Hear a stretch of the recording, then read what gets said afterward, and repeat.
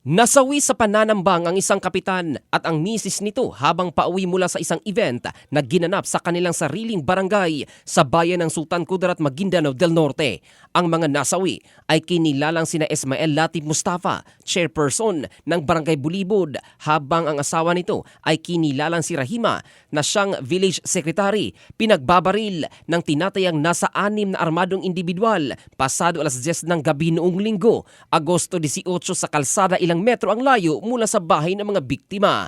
Agad na binawian ng buhay ang mag-asawa dahil sa tinamong mga sugat sa katawan, dala ng matataas na kalibre ng baril na ginamit ng mga salarin.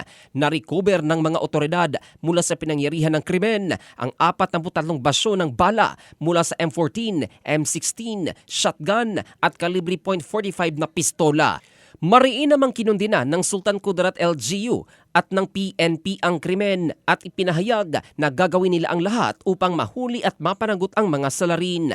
Ayon kay Mayor Datu Tukaw Mastura, magbibigay sila ng 200,000 pesos na pabuya sa sino mang makapagbibigay ng impormasyon tungkol sa pagkakakilanlan ng mga sospek.